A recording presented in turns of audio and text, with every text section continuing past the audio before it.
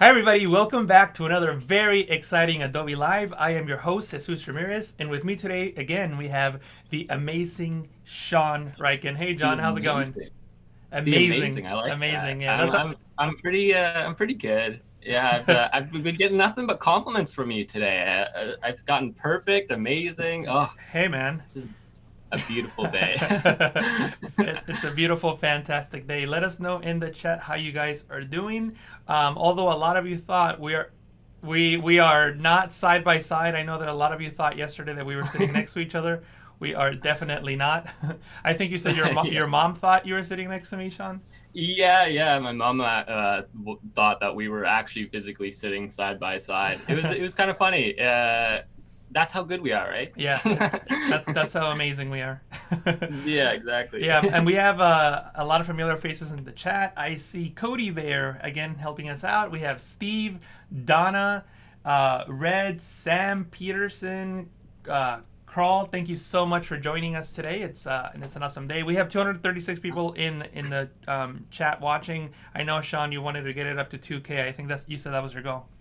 Yeah, 2K would be a great goal. I know that we hit I think we were at 1,400 or something yesterday with this piece. So I don't know. I Yeah. think that we have the ability to get up there today. Yeah, we definitely do. Now, before we get started, and before you continue with your composite that you were working on yesterday, there's a few housekeeping items that we have to take care of. So let me switch over into my screen here. There we go. That's my screen. And I just want to remind you guys about the Photoshop Daily Creative Challenge. Paul Tranny was just on just right before us, and he worked on a text design using the smudge tool, which Sean and I will go over in a little bit. So if you followed that, make sure that you come into the Photoshop Daily Creative Challenge page, which is right under behance.net/challenge/Photoshop. Scroll down and make sure you click on the community chat link so that you can go into the Discord app. And from here in the left hand side under feedback, you'll see the current challenge tab. And make sure that you submit the work that you created with Paul here. And this is actually Paul's project today. As you can see, it's super cool, very groovy, colorful. So Sean and I, I'm sure, are going to be very excited to see all the work that you guys are going to create. Yesterday we did a review with the caricatures. So if I scroll up, I'm sure we'll see some of the caricatures that you guys submitted. So awesome job. And that's going to be happening at 11 p.m. Pacific. That's when we'll be doing the design feedback. So make sure that you submit your work onto Behance, onto Discord, and also submit your work on Behance, because there is now a curated community gallery where your work could be featured. So make sure that you submit it onto Behance as well. The one thing you have to do in Behance is use the hashtag PSDailyChallenge, PSDailyChallenge, when you submit your work. You enter a hashtag under the describability section when you're filling out the form to publish your piece. Awesome. So, Sean, let me switch over onto your screen, and maybe you can talk a little bit about more. Well, first of all, for those of you that were not here yesterday, maybe you want to talk a little bit about who you are, and then we can continue working on yesterday's project. Yeah, cool. So I am a Canadian composite artist. I just kind of do this as a passion project. So I always create composites just randomly here and there, and they're kind of just like reflections of, situations that I go through in life, or, thoughts that I have had previously. So actually what I've done is I've done a quick recap on the image that we built together yesterday. Excuse me. The thing is, we're going to add a little bit more in it today. It looks like it's just a little bit too empty. So we're going to do that. And then we're going to bring it over into Behance as like a finale. But let's see how we actually built this image first. So I'm just going to open up my timeline here. Nice. We got a lot of people saying hi. So hi, Marsha. Hi, Vanessa. Hi, hello, Tanak. everybody. How's it going? Thank you guys so much. Hello, Art Club. Welcome Welcome to the stream. The Art Club is. And I don't think we've asked, but I'm curious to know, where's everybody watching from? I'm in the San Francisco Bay Area. Sean is not too far away in Canada. He's actually right here, right next to me. There he goes. We can do a virtual high five. Yeah, oh, if we Yeah. could plan that, like that would have been good. Just Yeah. have like a line on on the Yeah. screen or Do it. If something. you do that, we can probably do it. Here you go. One. Do it again. Good. 1, 2, 3, go. There we go. See, virtual high Uh, five. I don't know how realistic that looked, but all right, let's yeah, so I just made my timeline just 2 seconds so that we can quickly just go over it. But yeah, so let's go just on the first image. So this is where we started, and this image was, normally I go on Adobe Stock to grab my imagery. Mm-hmm. This time I went on Unsplash and just grabbed it from there quickly. And then from there, what we did was we added our mirror. So this is just a pixel squid object. It's just a 3D object that you can basically spin. You'll see that later on when we implement a little bit more objects to this. We'll be using pixel squid again. Nice. And then we basically just added the lighting to the mirror just to kind of match like the room a little bit. We haven't done any of the shadows, so it looks like it's just floating there. And then we went in and we masked, which was a technique that you probably learned prior to this live. I believe that there was a masking live before this one. And this was about basically a mask, and then we clipped the room, the actual background image, and flipped it and put it into the mirror so that it looks like the other side of the room. And then from there, we added the another pixel squid object, which is a 3D skeleton, and then we just threw that inside the mirror. This is just a mask, again, applied to this skeleton. So it's the same square that you saw before, the rectangle, but now brought over to the skeleton. Skeleton's a separate layer. It wasn't clip masked into the actual mirror itself because we needed a little bit more creative freedom with it, and having it locked inside of a layer didn't give us that like creative freedom that we needed. Nice. And then from here, oh yeah, we adjusted the lighting behind the skeleton, because since that's where the lighting direction is coming from, this window in the background, I'm not sure if you could tell back there, but this window in the background was blue before, and if the sun is actually shining through, it would be pure highlights, basically. Completely white. So that's what we did. We just went through there and we just made all the windows white so that it looks like it has that, like, you know, highlighted effect coming, like the sun coming through that window now. And then we put an overall layer. We grouped the mirror and everything, and then we just put a black in there just to tone down all the contrast and everything, and to match the original scene's contrast. Because if you can see up at the top here, let me just zoom in a little bit. The roof is like, these would, if this was pure black, so would in here, right? So we have to kind of match both of these blacks, and this would be probably the darkest part of the room. So you have to keep that in mind, that this cannot go darker than this. And so then we added our figure there just as a representation of, you know, the mirror's reflection. And then we adjusted all the lighting to match the lighting direction, which is coming from behind him. And this element, it was slightly coming from the side, so we just boosted all the highlights on the back there. And then we added all the shadows, which is just drawn on with a brush. Going a little bit more in depth with the shadows, and then we brought it into camera raw slightly just to enhance the contrast a little bit more. And then overall, then I brought it into camera raw again, and I also used a little bit of liquify on this corner just to nudge it up a tad bit to match the perspective again. Nice. And then we're here. Now we're on day 2, and this is what we've accomplished so far.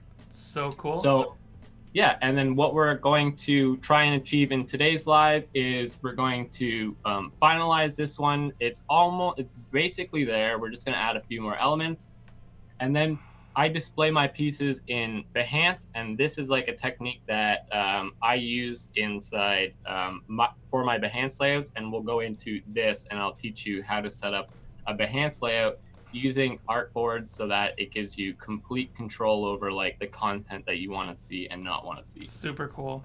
Now, I just want to quickly give shout out to everybody who mentioned Yeah, where they go were right watching ahead. from. We have Vanessa from Berkeley, Andre from Maryland. We have Alberta from Miami. You got Marsha from Toronto. Oh So my goodness, Vinny from Norway, close. Hazel from Italy, Tanak from Istanbul, Cheryl from Central Florida. We got Bamikale, sorry if I mispronounced your name, from Lagos, Nigeria. Red from the Philippines. Dominic from Washington, D.C. Stephen from Birmingham, UK. Awesome. We have people from all over the world. Michael from South Africa. Nathan from Brazil. Josh from Denver. Holy, Super, super cool. everywhere. Everywhere. We got Michelle the from we got the world Pennsylvania. watching us again. Yeah. Oh, we got Guido from Lecce. For those of you that don't know, that's Claudia from Print My Soul's dad. So her parents are often in the chat.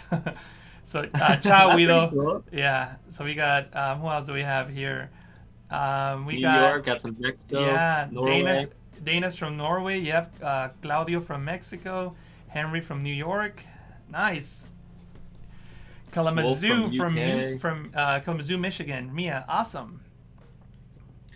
Lots of people, lots and lots and lots of people. Perfect. All right. So should we get Let's started with the let's get composite going, here? man. Yeah, let's get going. Yeah, let's get going. All right, perfect. So I'm gonna just like I kind of downloaded just some office things. I figured that's probably like the best way to fill just a little bit of that room.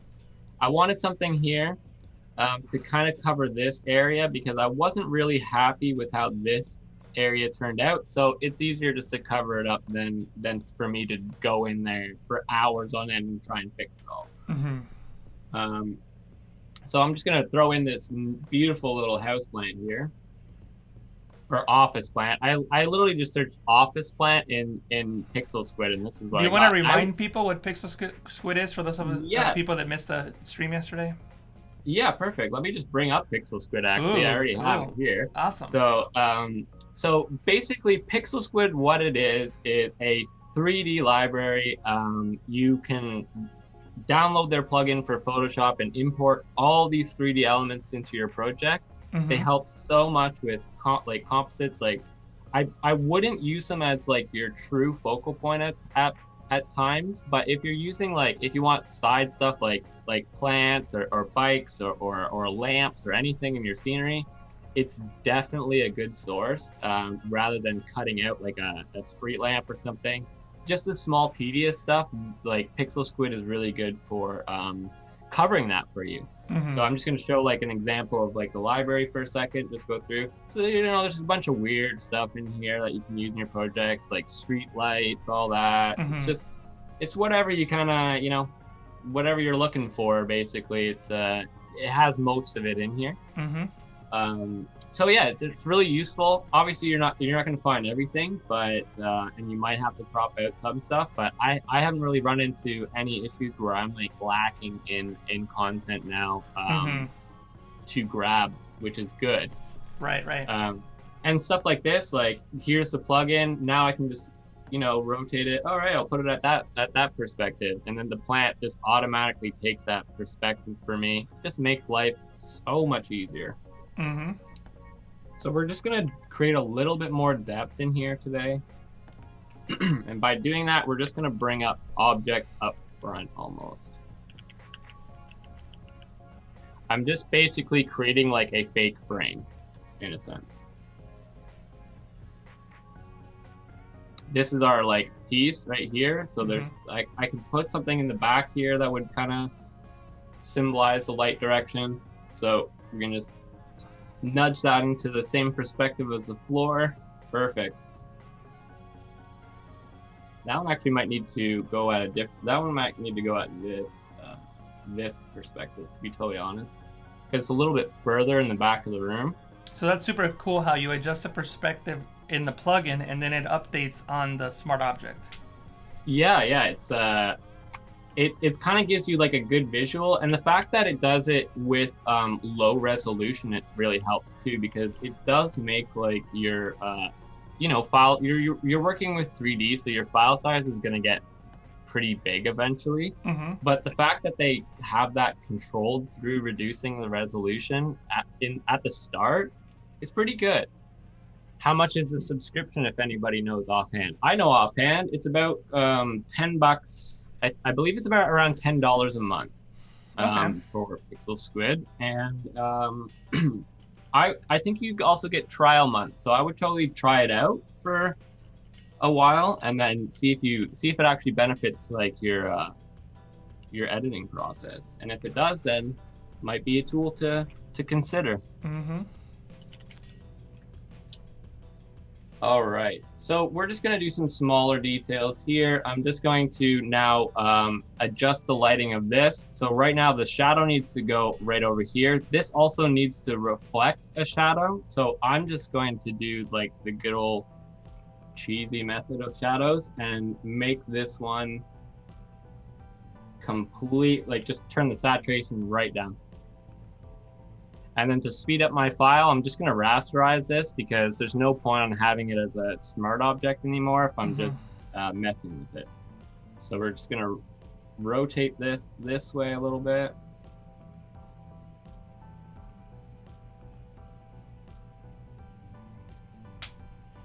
Actually, before I do that, sorry, I'm just gonna go back because I skipped a step. I have to duplicate this and then hide one. There we go.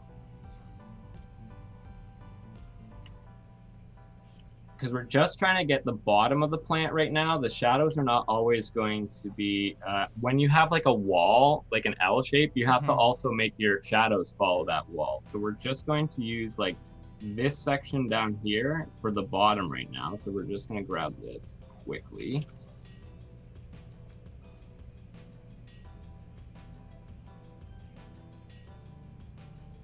Okay, that looks not too bad. And then I'm just going to apply a layer mask because non-destructive. And then we're going to set that up to 100%. And then our hardness, I'm just going to set that to around, let's give it like 85. No, there's no actual reason as to why I chose 85. It's just the number that seemed to work. Yeah, it's just a number that works at a time. There's no like logical explanation. Okay, so that's like the bottom of the plant. And then now we have this element that we need to obviously bring over and align with it to go up on the wall here. Mm-hmm.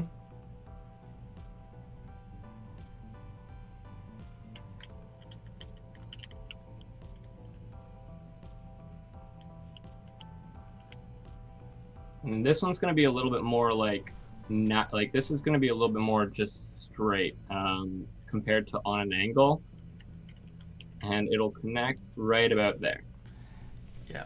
And something that you guys might want to consider, like, obviously Shaun has experience on doing this sort of stuff, but if you don't know what he means by, oh, well, if there's a corner and the shadow hits it, what I recommend that you do is, like, you could literally take like a cup and put it up against like a wall or something where you could see the shadow like on the floor and then how it hits the wall, and then take a picture of it. That way you could reference the way a real shadow would interact in the real world, and just try to mimic that in Photoshop. So that is something that I've done, and that's something that I've seen other people do, to know how shadows would really interact with real things. Another example of that would be maybe you're working on a composite where you have like a steps, you know what I mean? So then it might, in your head, you might not be able to visualize how a shadow would look on steps. So that would be another good thing, to just place an object. It doesn't have to be the same object, just something that gives you an idea of how the shadow would react in the real world. What I do, a similar technique, basically exactly what you said, but rather than using like a full room, I just put all that stuff in a cardboard box so that I can see it as like a miniature scale. Yeah, exactly. Yeah, and then normally, and then I use just a battery. Exactly. Yeah, you can use Puppet Warp too, Carol. It would make sense to use Puppet Warp as well. I just find that like just getting that like 90-degree angle might like you're kind of losing a lot of quality with using the warp to bring it up. So right now I have full control of the blur. So like when it comes down to when you do warp something, it does tend to leave a little bit of a blur behind it. right now we still have that like sharpness to all of our elements. So now we can actually go in and adjust that blur if we need to, because the one on the wall is actually going to be a lot more blurry than the one on the ground. Because of the fact that like the one on the ground is just going to be like straight light basically. The wall becomes like a little bit more distanced, so that's why the edges become a little bit more blurred. You can go in and fix the warp though easily with like a blur tool in a sense. But you know, there's so many there's 2 ways to almost do everything in Photoshop, I feel. At least. Yeah, at least 2 ways. I can do so like at so many different perspectives and use so many different techniques, but it all depends on like what ones you're probably most comfortable with. Like when I first started design work, I was really lacking in like color, and I didn't really know color theory that well, and I was really off with it. And how I tackled that issue was I started using Photoshop LUTs.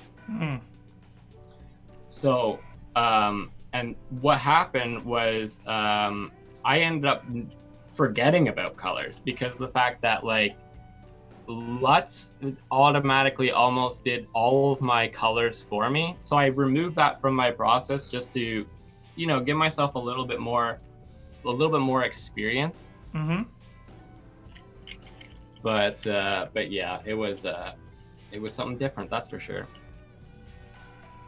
It was because you can easily just like I'll show you what like a LUT does basically. So you can go into color lookup here, and they already offer you just a bunch of LUTs that you can throw on. But as soon as you throw one on, it literally enhances like every single color. Yeah.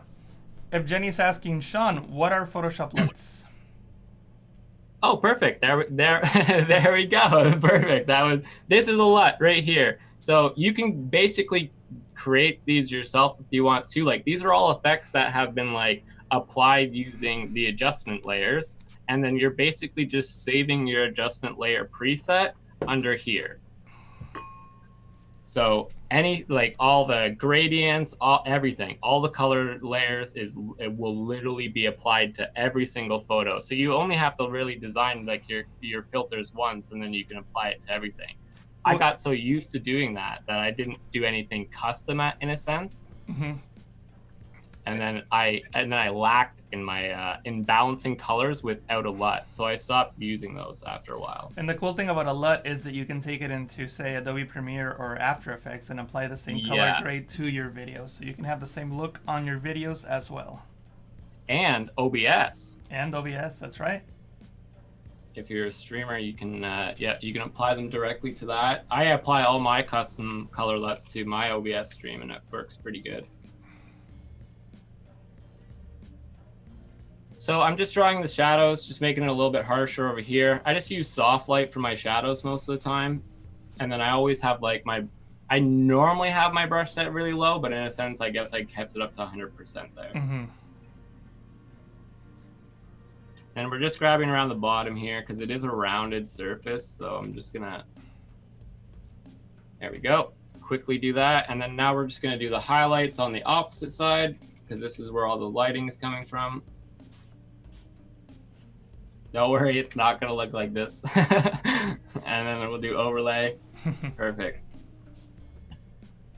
And then I'm just gonna like tone down this overall, like that white in the back. I'm just gonna bring it down a bit. Cool. So that works as like our plant back there. I'm just gonna give this plant a blur because of the fact that we already gave that corner a blur yesterday, but so now we're just going to apply that same effect to this layer. And since it's a smart object, we have the ability to kind of like control that. Marsha's wondering, Shaun, what other apps do you use? What other apps? I use the entire Adobe suite except Dimensions, Fuse, and I don't really use Dreamweaver that often. I used to use Dreamweaver a lot, but I haven't used it in, I would say, a couple of years now. A couple of years. Yeah. Well, it's just like I do use it when I need that like server connection side of things, but when it comes down to like me just starting a template, I would just go into like Notepad and just do it from that point. I'm so used to using Notepad that I've just gotten into like the atmosphere. But yeah, I'm basically like, as we were talking about the other day too, well, you and me, we were talking about that you can be like, you should always just have a direct focus of being a master in one. Yeah, we were just talking about that. Yeah. Yeah. A couple nights ago. Yeah, and I completely agree with that like aspect of things. Like it, you know, you could be experienced and all, but just don't overwhelm yourself. Don't fill your plate too much. Yeah. And it also, as we were talking about that night, it looks really weird if you tell people, like in a resume, I'm an expert in like 9 apps, because then it doesn't seem, I mean, it's just impossible. Yeah, I'm an expert. Oh, well, unless you're Superman. If you're Superman, then yeah, sure, go right ahead. But right. But if you're not Superman, then you can be experienced in multiple apps. I just think it's extremely difficult to be an expert in more than one. Yeah, just don't put it like on your resume or the star things too. We talked about the stars on resumes. That was pretty good too. But yeah, so that's kind of like what I would do for like the shadow. Actually, I'm gonna nudge it over. I'm just gonna stretch it out a little bit because I noticed that this is not aligning like 100%. You know, I'm gonna zoom up, give my eyes a little bit of a break. Ethan is asking, Shaun, what's your favorite piece you've done in Photoshop? My favorite piece. This one, the one he's working on right now. Yeah. That's a hard question. I don't have a favorite piece, and I don't really want to have a favorite piece because each of them have some importance to me or a story, in a sense. So I don't want to like rank my stories as one was better than the other. So normally what I do is like, I love all of my pieces, really. Everything that I've posted, everything that I've put online, everything that I've ever, accomplished within design, I would say that, yeah, I like anything posted on my Instagram, I love.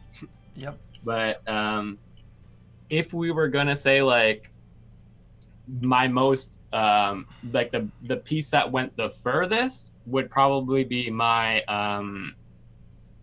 Stan Lee piece a long time ago. Nice. Yeah, that's a good one. That one. Check it out. Really, it's on your Instagram, right? Yeah, on Instagram, on probably on Reddit somewhere. Also, thanks Cody Ver for posting the link to Daily Creative Challenge on Discord. We're going to be reviewing that in a little while, in about an hour, actually. And if you haven't already, make sure that you submit it. Discord, you're probably working on it now, so you still got some time. But Shaun and I would love to see the text effect with the smudge tool that you guys create. So make sure that you submit that. We got about an hour to review those. Definitely show us those. I'm so interested in seeing all of that. I love seeing like typography. I think typography was, even though I don't do it, I think typography was really what grabbed my attention for design. I saw people just painting logos all the time, making it so like looking so nice and so easy, and I was like, yeah, maybe I could do that. I couldn't do that, but but I could do the digital side, so that worked. Yvonne is asking, what is your handle on Instagram, Shaun? My handle is @Shaun Ryken, but you could just go to shaunryken.live and everything you need to know about me is there. It's there. Including a mother's maiden name, street you grew up on. Yeah, student ID in case you need that. Yeah, whatever you need. That's funny.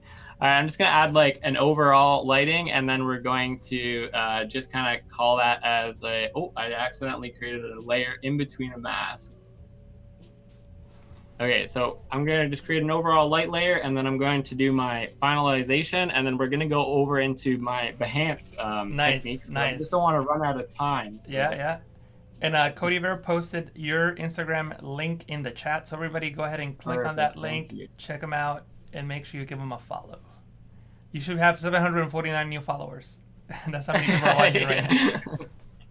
Yeah, and also actually follow my Behance if anything. That's I do a lot of lives, and I'm like really happy with my new green screen, so I'm getting used to that as well. Yeah. Also, talking about Behance, if you guys are watching this on YouTube, make sure you come over into behance.net/live so that we can see your comments. We cannot see your comments if you're on YouTube. So hop over to behance.net/live. That way we can interact with you guys in the chat. And then you can see the links that Cody Bear has been posting all throughout the chat, or throughout the stream. We got Claudia from Print My Soul in the chat. Awesome.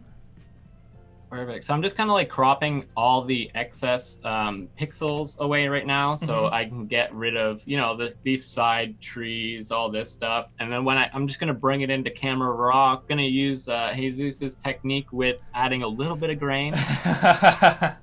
We'll add a little bit. The Jesus technique. Amount of 5 in grain on everything.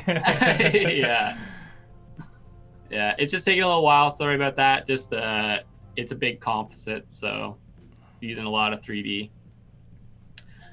But hello, everybody in the chat. Yeah, we got Susan from Dubai, and I mean, I don't know if I'm going to pronounce this. It's got an accent mark, but is it Michelle from Montreal, Canada? So maybe you could read that for me, Shaun. I don't know French. I'm gonna be honest with you. I'm gonna just straight up be honest and say, yeah, I'm a Canadian and I have not learned French.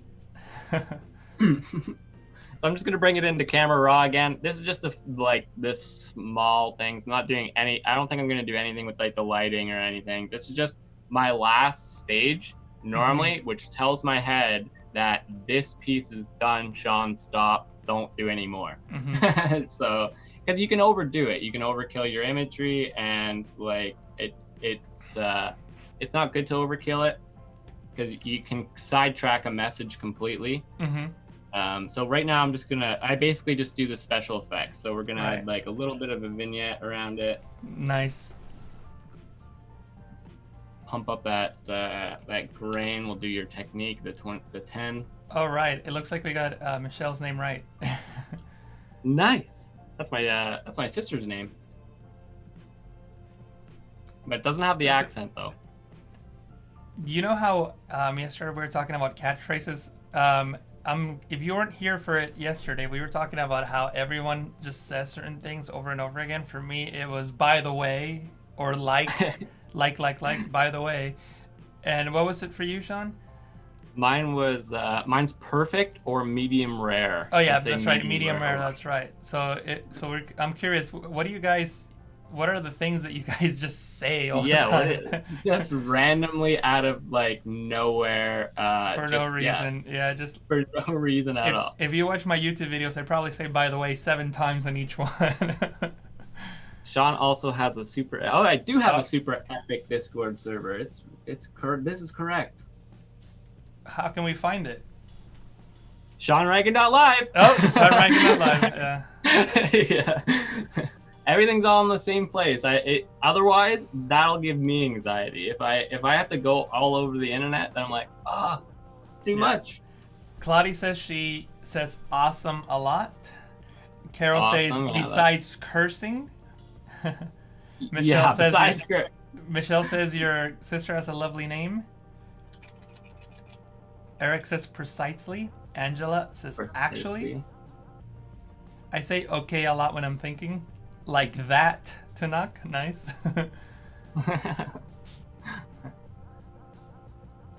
Got a lot of good ones in here. I say oh a lot. Yeah, I say oh a lot too. Awesome.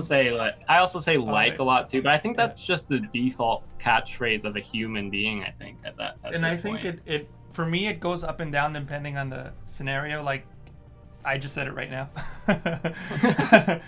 I wouldn't say it too. I mean, I say it a lot, but not as much as I would like in normal life, you know what I mean? Like I did a podcast once with a friend, and I felt like I was talking to a friend, so I didn't feel like I was like in a professional setting. So I heard it back, and I felt like every other word was like. Yeah,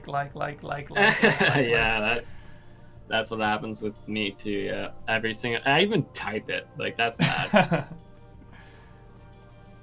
All right, we're just exporting here. It's a little bit slow just because, yeah, big composite, big, lot of Shaun equals Shaggy. Yeah, it is. I could see it. I could see it. Not like I was Shaggy maybe a few days ago when I had my hair literally so long. Ethan, I don't know if I could read that in the stream, so I'm not gonna read it. Oh yeah. Yeah, that's that's probably something we can't say.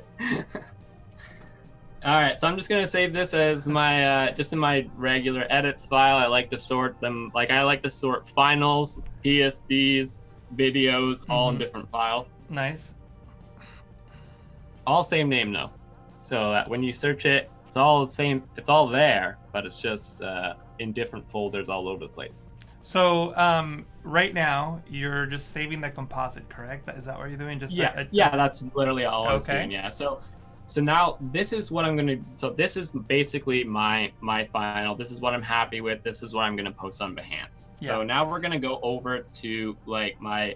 We're gonna start a layout like this because it's one thing to finish off like a piece, but it's another to display it, if that makes sense. Yep. So the art piece doesn't just stop based off of the final. You could display it as an art piece as well.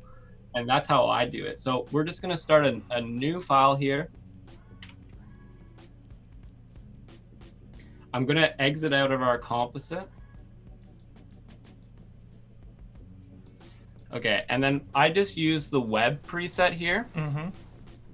Just make it as simple as possible, and then I just use the wait, let's go to the web tab. There we go. The first or the second one here, and then I make sure that artboards is checked. Okay. And then we click create here. So let's get rid of our Sonic project now, our example.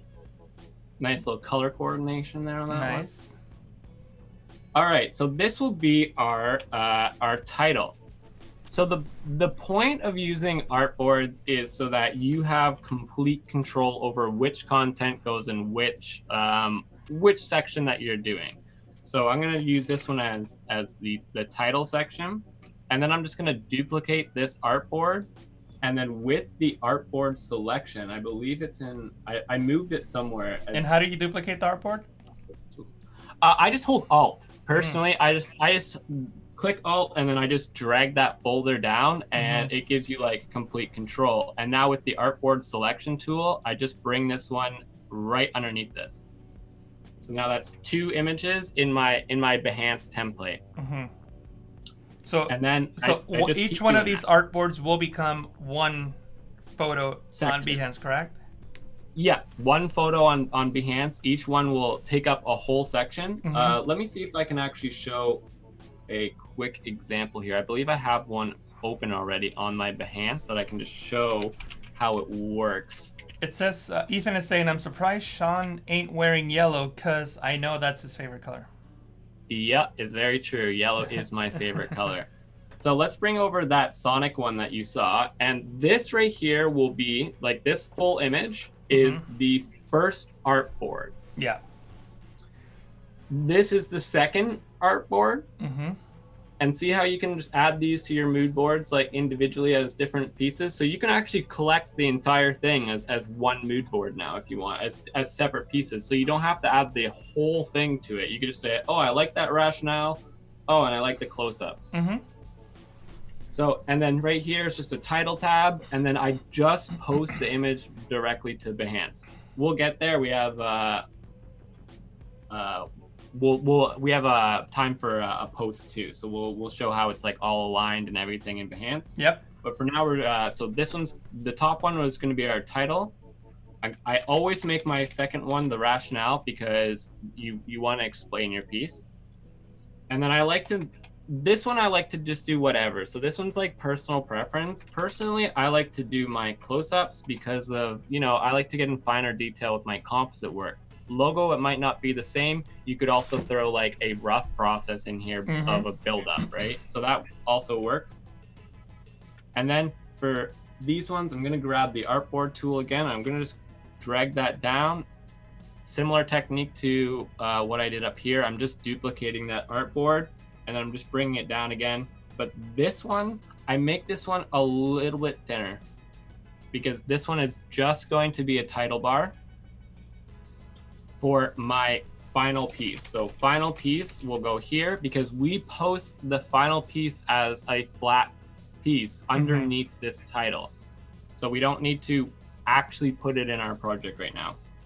And we do need 2 of these because I personally attach a process video along with my work.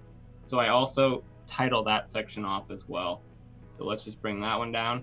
And then I'm gonna call this one, final, and this one, process. And I just use, my process video is similar to the technique that you saw this morning, which is the timeline functionality of Photoshop.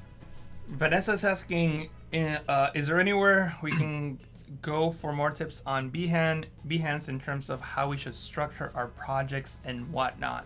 I can't think of a specific source besides Adobe Live. I know there's been streams where people talk about how they structure their Behance profiles, like Shaun is doing now.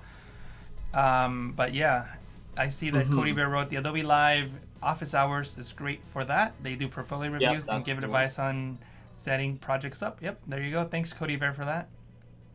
So I'm just going to bring in our composite now, and I'm just going to go up into the title and hide all of this. So this is what gives you the total control that I was talking about. So you still have all these sections to worry about, but now since you don't have to worry about all the clutter around your actual piece. This is your canvas for your title. And then you can start puzzling it all the way down and then seeing your full visual at the end. So let's just bring our piece in here quickly. I believe I saved it in my edits folder here. Plenty of edits going in there. Let's drag this onto Photoshop. Actually, I'm just going to open it because I don't think my dragging's working right now because we're live. And then I'll drag it into Photoshop. Sometimes for some reason, my drag disables itself when I'm doing too many things, but that's okay. So now I'm just going to bring it into my title, and now see how it's not going like any further. It's not going around the edges or anything like that anymore. So we're going to bring this we're going to duplicate this actually, because I don't want to drag this into the document again. So I'm going to duplicate that and hide it for now. And then we're going to just bring in the piece here. I'm going to do a different template this time because I'd like to switch it up. I don't want to follow the exact same thing at all times. So I'm going to do that. And then I'm just going to take one of these background colors. Maybe the green might be pretty good for this. All right, perfect. So we're going to just take the green here. That works. And then I just like to do just, some smaller stuff. Grab the rectangle tool and then go in here just to separate it a little bit more. Harriet wants to know, what kind of computer do you work on? What kind of computer do I work on? Yes. I work on an MSI. Nice. But I have a lot of stuff running. Like I have stream software and stuff, and I have side projects on the side. So my computer tends to hate me for sometimes for how many things I have going. But it still has its good old 4.6 second startup time. So I'm happy with that. Claudia wrote, I look so concentrated. I'm just looking at Shaun's composite. I have the camera's right there. Right under the camera I have a monitor, and I'm just looking at your work. Yeah, so we're gonna do right here. We're just gonna call this one dead reflection 5. That's what title this is for this series, and I always use I'm addicted to one one font, and this is Nanami, and Nanami is like a font that has 18 weights, so I never like I don't know. I've never run into an issue where I need to use a different font because I Right. can just go like, oh, I want a different font. Oh, I'll just set a different weight. Yeah. I So use Proxima Nova for the same reason. for the same reason, yeah. I think we do we have default fonts in the chat here? Does Yeah, let us anybody know have what's like your go-to font. Mine yeah, is Proxima Nova, and what is yours called again? I can't read it. It's mine's called Nanami. Nanami. Nice. Yeah, let Yeah, us know what's your go-to font in the chat. I think I bought Nanami in college, and I've used it ever since, and that Wow. was like 5 years ago. Wow, 5 years ago. I haven't even thought about Myriad that. Pearl. Cody Bear wrote Comic Sans. Vanessa Motor Comic Oil. Sans. You know Yeah. what? Actually, I'm not gonna lie to you. Every mock-up template that I offer for free on the internet, I will attach Comic Sans as the mock-up font for it. Paul likes Circular. Claudia likes Gotham. Harriet likes Calibri. Tunak likes Caviar Dreams. Doman, I don't know this. Domus Tiddling. Monstrat, I like that one. URW Grotesque or Georgia. Nice. Georgia's a pretty good one. Yeah, I used to use Georgia a lot as well. Cool. All right, so I'm gonna just do that, and then what I think I can do is I'm just gonna throw that businessman just chilling right here. Cody Bear wrote, I actually started handwriting every text I use on my artwork to make it more personal to my brand. Nice. Wow, that's really cool because like I wish I had that talent and skill Right. to actually do like the typography, but if you could do that, I definitely recommend doing custom for sure because it just stands out For sure. so much. Yeah, so I just like to throw like little things in my pieces, right? Yeah. So we're just throwing like this dude in here right now. Atsy's asking why not use Illustrator or Figma for for such high quality and high resolution graphics. Wouldn't it be better to use a vector application such as a so why not use Illustrator or Figma since you want a high resolution graphic for Behance? I mean, I think that in this particular case, Photoshop is the best tool. The output that you're creating is a composite, which is a pixel based image. So I don't see the need for Photoshop for Illustrator or Figma, especially for Yeah, especially for something like this. Like, if you were going to use an alternative software, I would probably even say like choose InDesign over like any other ones, right? Because that is literally like a layout software. Very good point. Very good point. So yeah, so I would probably use that one, and it's only because like you kind of want to stay all in the same spot, right? So when it comes down to like if I'm doing composites, I keep it as a composite. Yeah, and like what he said, and if I'm doing vectors, then I might just keep it in Illustrator using the artboard functionality in Illustrator. Which you could still achieve like this composite and everything in there as well. So now we're going to go on to our second section here. I'm fine with the title. It's just going to be chill in there. Maybe we'll make him smaller so that he's staying there in the future, but I'm not going to worry about that right now. So now we're on our second section, which is our rationale. And again, I want to remind everyone about the Daily Creative Challenge. Make sure that you submit your Smudge Tool text designs. We're going to be reviewing those in about 40 minutes. So Actually, make sure you go. I'm sorry? I'm going to bring this guy into the... Okay. I thought you were going to tell me something about that. No, keep going. No, it's all right. All good. So yeah, and again, just in case you guys don't know, I'm going to go ahead and share my screen for just 1 second, Shaun, so I can show people where to do that in case they don't know. So make sure that you click on the community chat link here under behance.net/challenge/Photoshop. That will take you over into Behance. and I'm sorry, into Discord, and you can click on the current challenge tab here on the left hand side, and this is the challenges that you guys have been submitting. This is what Paul Tranny did this morning, and this is what you guys will be submitting. So we're excited to review those in about 40 minutes. So make sure that you come into behance.net/challenge/Photoshop. Also, and Shaun, I'm back on your screen now. Also, if you are watching this on YouTube, make sure that you head over into behance.net/live so that we could see what you type in the chat. We cannot see the YouTube chat. So again, behance.net/live, and make sure that you log in with your Adobe ID so that we can see what you're typing in the chat. And we can answer your questions, of course. Perfect. All right, and now I'm just going to grab my little thing that I wrote this morning about my rationale. I wrote like a little deep kind of meaning behind my piece. You got to explain kind of like why you did it. So in a sense, I'm just going to duplicate that one, align it similar to the other one, and then stretch this box out, set this to book, because I use book as just my regular font. And then I'm just going to paste my my font or my text in there, but I'm going to have to make it smaller, I think. I think I wrote a little bit too much. Oh, there we go. That's actually not too bad.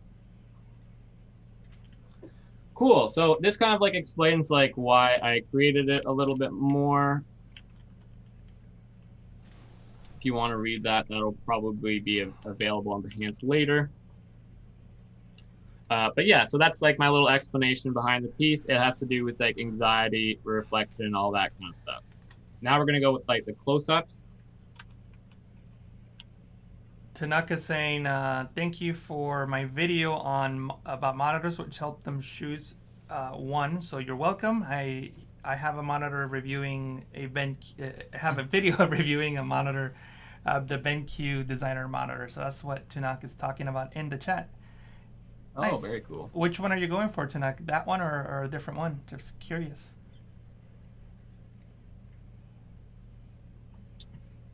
So now I'm just going to go into my close-up section here. I'm going to still bring down the same text. I'm just reusing elements over and over again because there's no sense in me redoing like a type box that's already aligned, right? Right. And it keeps its same position no matter what like artboard that you move it from. So it'll keep the same area of this one if I drag it down to the next. So now I'm just going to do Yasunari wrote, the guy reminds me of Sean Murray and NCIS. I'm not familiar with it. Are you, Sean? No, I'm not. But I would, if it's a business show, then I would assume that anybody in a suit would almost. But yeah, so now I just grab like just some rounded edge boxes here. You know, the rounded edge is always a nice little touch. I'm going to make them around. You got to keep in mind that like these are really, really big images anyway. So when you display them on Behance, like that size of a box is actually very big still. And I'm sorry, I don't remember if you mentioned it. How wide is your canvas or your artboard? My artboard, I'm just using a preset. And let me just grab it here. I'm just using the web preset of web large, which is, what is it, 1920 by 1080? 1080. Yep. Nice. Yeah. So from here, I don't worry about aligning the middle one ever. So I'm just gonna grab here. I'm gonna put it maybe right roughly around here. I'm actually, you know what? I'm actually gonna make it a tad bit bigger because I don't have much to say about my finer detail, so it's going to be less text heavy. So let's go here, and that looks like it's almost about aligned. And then I'm going to select all these, and then up here in the alignment options is just beautiful. Like this, I believe it's just distribute spacing, and it just aligns everything for you. Beautiful. Easy peasy. Easy peasy. Exactly like that. That's exactly how I like it. That should be my new Easy, catchphrase. easy peasy. Easy peasy. You're gonna have like 18 catchphrases by the time Yeah. we're done with lives. Everything I say is gonna be a catchphrase. Everything you say is trendy. Everything I say is trendy. I can't help Like, by the way, easy peasy, like. it. You can even type it out pretty cool too, right? Yeah. Because you could just type easy and peasy. Yeah. Oh, the letter E, or Yeah, Z, yeah. as you would say. Z, E Z P Z, E Z which would P Z. be That actually sounds that would be better the than easy Canadian form. peasy. Yeah. I know it sounds pretty good. So now we're just gonna go in like some of the finer details here. I'm gonna just keep duplicating this into every section because I don't want to adjust its height right or space or sizing, sorry, right now because I don't really know what I'm 100% focusing on yet. So I'm going to assume like the last one, let's go with like a skeleton, like the mirror kind of, and show us some of the detail in there. Cool. Cool. So there, that would be a decent shot for there. I'm kind of happy with that one. Paul said, ha ha ha, his Canadian English is coming out. Canadian English. Yeah, you're getting it out. No, but we were talking about the other night. We were talking about this. I feel like everything we talked about the other night, we're talking about in the stream. Yeah. But like, We basically already did 4 streams. yeah. No, I was saying that because, I mean, it's English out of England, and they say said. So why do we say Z here in this country? So like, I think we got it wrong.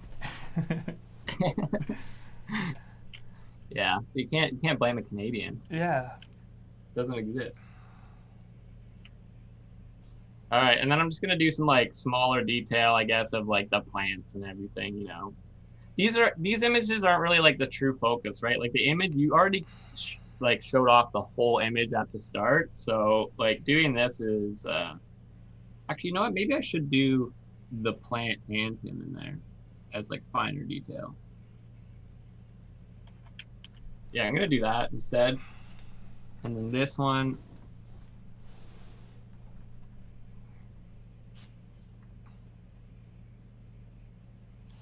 And actually, Like I think that what you're showing right now is really important because I feel that a lot of people spend a lot of time in their artwork and it looks amazing, but then that's it. You know what I mean? Like they don't take it to the next level in terms of displaying it and showing it to the world and you know really taking it that extra step to make sure that as many eyeballs could see it and yeah, it you want to be happy with your work, right? So like, and this shows that you are happy with your work, Yeah. and that you're not scared to like show it to the rest of the world, and that's a really tough thing to like get around because there's there's a lot of artists in there. There's a lot, so just I found that like just doing techniques like this just makes you a little bit different from the rest of the herd, and like you just throw in a little bit more passion behind the project. Yeah, and it's project. More Canadian English. Yeah. No, but it's just it's a great way of showing also your not only your process but also the story behind the piece. You know. Yeah, exactly. Like I'm gonna mention that I'm gonna embed the Adobe Lives and stuff to this project, all that, and then it's just one spot so that somebody isn't looking for all the puzzle pieces all over the internet. And this is just a new technique for me too, right? Like I'm not going to say that I'm an expert at it, but I'm going to say that I see huge benefits with it. And like the fact that you put it on like Behance and like put on Behance, it gives you so much control, like spacing and everything. It's crazy. Yeah. And not many other art platforms give you that, like what you're looking for. Yep. And just a reminder, guys, in about 30 minutes, we'll be doing the design feedback reviews for the Daily Creative Challenge, 30 minutes, and that will be on Discord. So make sure that you check out Discord. I know that Cody Bear has been posting the link in the chat. And if not, you can go into behance.net/challenge/Photoshop and make sure that you click on the community chat link so that you can see our Discord server where we're going to be reviewing the Daily Creative Challenge for today.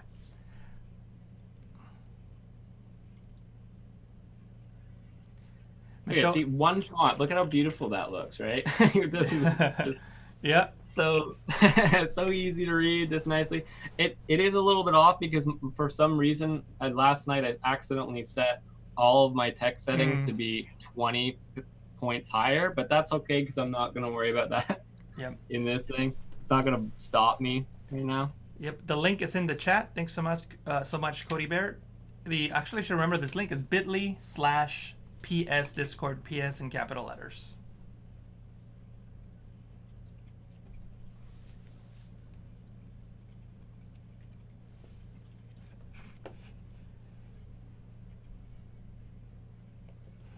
And this is just all like the tedious stuff. Yeah.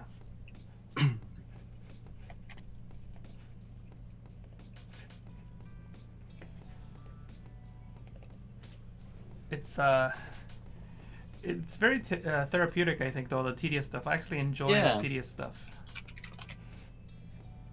Oh yeah, it is. Because once you like actually have it like all done and everything, then it just makes you feel. And you're like, yes, I've accomplished something so much more. For sure.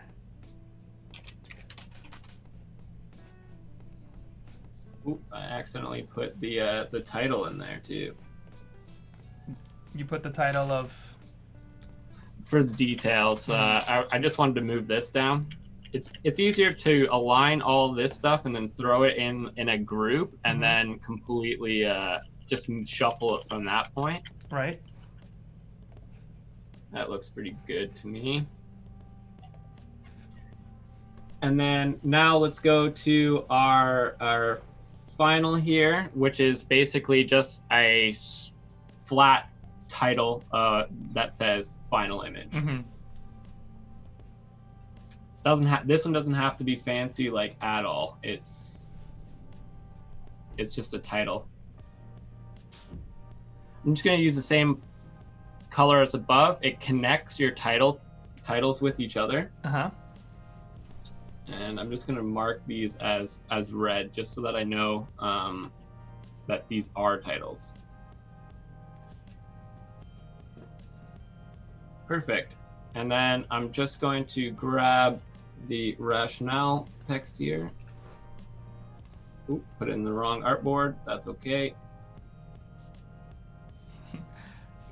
I like Cody Bear's PSA. For anyone working on artwork right now, don't forget to save your work.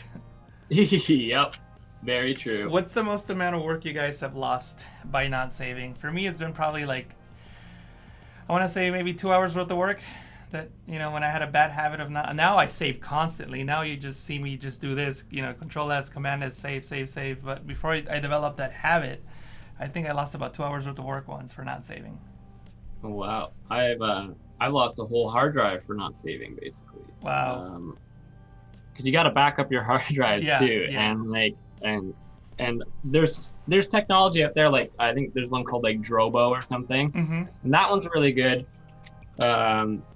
Because it actually shuffles your storage around from unit to unit. So if one unit goes out, then it quickly moves it all to another one. But I've lost like here. I think this is my graveyard so far. These are my hard drives that are gone, and they're full too, right? So this is all just work that's been.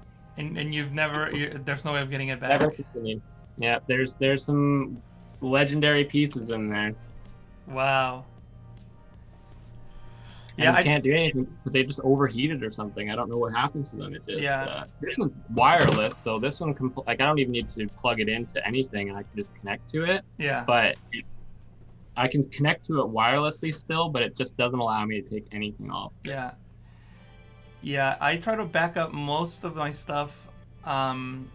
I like in 3 places. I have a lot of stuff backed up on Dropbox. I have the like the terabyte account. I have the Amazon S3 bucket where I just throw a bunch of stuff in there too, and then I have 2 physical hard drives that I just back up all the time as well. So I've never lost a hard drive. But wow. If my hard drive were to go out right now, I probably would lose like a couple of weeks worth of stuff. But luckily, not like years worth of stuff. Yeah, no, this is like probably all of my high school design work is gone. Wow. But that's okay though, because like I can just create thousands more pieces, so I never run out. Yeah. Right here, I'm just doing like smaller stuff, right? Like putting just more depth in there so that it looks like it's kind of like a little bit embeveled into the page. It doesn't have to be like, I don't like to add drop shadows or anything like that to a display like this. And then I'm just basically going over just all my small information now, just cleaning it up, making it look nice, presentable to everybody. Mm-hmm.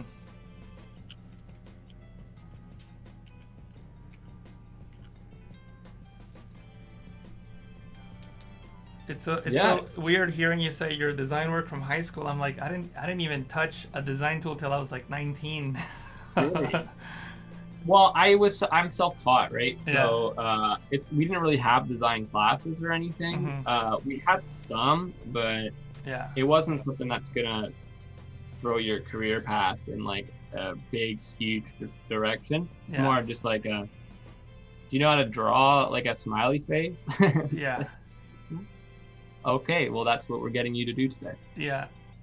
I mean, I remember that my high school got internet when I was like a junior in high school, and only like 3 computers in the library had it. So, you're making me feel like a millennial. Well, actually, my freshman year in high school, I took a typewriter class, like old school typewriter. Oh my goodness. Yeah. There's a typewriter app. Typewriter app. I don't know if you're still interested in doing typewriter. Oh, all right. Yeah. And I remember my aunt bought a high-end typewriter that had like the backspace button, and it would do like whiteout basically on the paper. And I thought that was like the most amazing thing in the world. I'm pretty sure my grandfather still uses the typewriter. Does he use one of those pens with the feathers, the giant feather? Yeah. How did you know? Yeah. And now it's Allison is asking, do you guys also back up and store your working files, or do you only make copies and backups of final exports and latest working versions? So I'll answer that, and then you can answer it, Shaun. So for me, go ahead. It depends on the type of work that I'm doing. If it's something that like I'm really like, there you go again, like if it's something that I really want to save or like worried about, if it's client work, if it's something important, usually what I do is I save it onto a Dropbox folder so that it's just being uploaded to the cloud and I don't have to worry about it. Also with Photoshop now, you have cloud documents as well, so that's a little bit of something that you could incorporate into your workflow if you're worrying about losing files. Having said that, I usually don't make like an actual backup of it, like in a hard drive or something like that, until I'm done with it. But then again, I'm still saving to the cloud, so it's technically being saved. So yeah, that's good. I use the exact same technique. Okay, cool. Literally, the Creative Cloud it's so helpful because it can go from like computer to computer too. So even if your computer dies, then it's your backup, right? Right. So I've had it so that like at work I had a computer, and then at home I had my own, like a different computer. Mm-hmm. So I was able to still work from both computers using the same file, just through the Creative Cloud. Yep. So new feature in Photoshop 2020, Cloud Documents. Yeah, it's definitely really? It's a new 2020 feature, Cloud Documents? For inside of Photoshop, yeah. I thought that the storage for iCloud was a little bit longer. Well, no, you could save files into your Creative Cloud folder and sync them, but the ability to save and open a cloud document from within Photoshop is new to 2020. Okay, cool. Yeah, that's it. That's the technique that I would use, is just drag folders into the Creative Cloud docs. Yeah. Okay, perfect. So this is kind of like how I would post it, but now you always want to give yourself like a little bit of a call to action. If you tell somebody something, then they might actually go and do it after. So what I normally do is I'm actually just going to go into my other project and just grab my call to action, just so that we don't have to recreate it. Yep. It's just a simple at the bottom here, and I can just drag this artboard into my current existing setup, and now I can just move this down to the bottom here. Perfect. Pretty easy. Yeah, easy peasy. To use artboards and everything. Yeah, it just it makes things, yeah, easy peasy. Exactly. So yeah, and I'm just gonna center this out a little bit, and then I just like to, you know, colorize this with the exact same things, the colors that I'm using from previous. So up here, I'm just gonna paste that down there again. Make my icons, color overlay. I'm gonna make them white. And then this, I'll probably just make it like that dark green or something that I was using right here. Yeah, perfect. Yeah. So what I would recommend you guys to do is create something like what Shaun just did and just make a template out of it. And also consider creating character styles and paragraph styles so that you can easily just change the headlines and body text and, you know, keep it all super fast to edit. Yeah, here's my, I'm pretty sure I made a empty template here. This is just my empty one. There you go. Right? So that's what you need. So I keep it on the side at all times. It is in Comic Sans right now, so just if you just cover your eyes. But this just kind of gives me a better direction, and I know that Comic Sans is on every other computer, so it's gonna work on every other computer for me. Nice. That's why I use Comic Sans. Yeah. Unfortunately, you know, it is a weird thing. But yeah, so then I'll save it as so. So let me just export this, and then you say export to files. But you have to make sure that all of your artboards are actually selected. Keep that in mind. That is a thing that actually you will skip it so many times. And how do you select all the artboards? I just click the top one, and then while clicking, like holding shift, I'll just tap the bottom one, and it selects them all. Super cool. Selects them all for you. And then you just go artboards to files, and wait for it to load there. And then we're just going to like create a new. Well, I'm just going to throw it in my Adobe Live folder here that exists already. And we'll create the perfect. There we go. And then we'll put our images. I'm just gonna title them "Dead Reflection." Alexandra is asking if you could say the dimensions again. I'm assuming of the artboard. Yeah, I'll go right over that. And I export it as a JPEG. Yep. It's a lot easier for me to upload JPEGs to the web. It just runs a lot smoother. So, and then we click run. For the actual like dimensions again, you literally just go into the web preset and then hit the web large, which is 1080 by, I believe it's like 1920 as the height. Yeah. Or no, 1920. 1920 by 1080. Yeah. 1080 height. Nice. So right now it's just saving to artboards. It does take like a little while sometimes because it is just automatically cropping your document, all that right now. So it's going through like an action basically. So it's not just a direct save.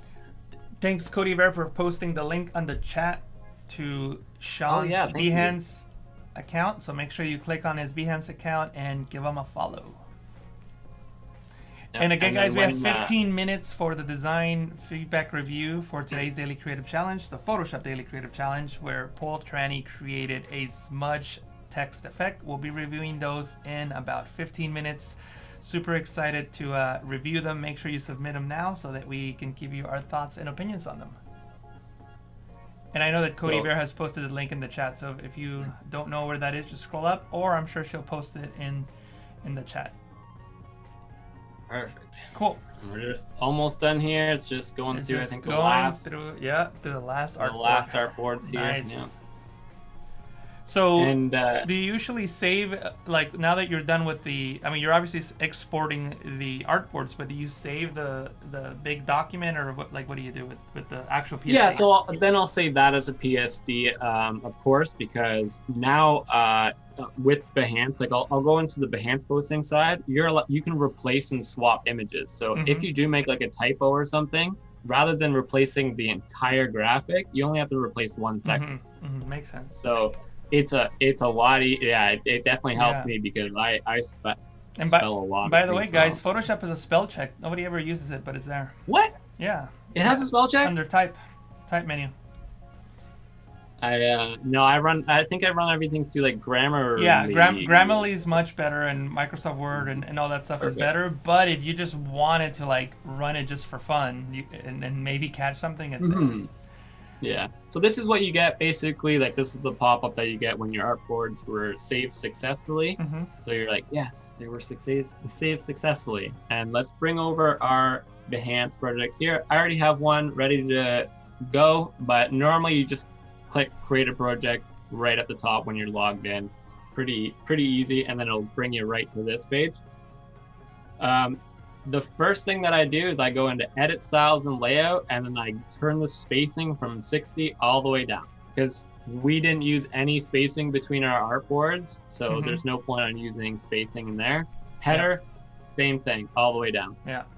See, like tech issues, man. One of my lights now went out today. That's why it looks so dark now. So then we're gonna go files and then find our little files here, which is in Adobe Live. Let me. I don't know why the light went out. I'm gonna go turn it on. I'll be right back. Yeah, no worries. So we're just gonna grab all of our files here. I'm just gonna do them one at a time because my file system is weird. It reversed it. So there's our title. Right underneath, you just go insert media, and you just keep going all the way down, right? So our second piece was the rationale. So now that was so weird. That. Oh, sorry. Our about that. third piece was the process. So we'll throw. Oh wait, no, that wasn't it. That's a title. So we'll just delete that one for a second. Sorry. Close-ups was it. Close-ups is the next one. Perfect. And then we will do, I believe it was the final now. Yeah, so now this is the final.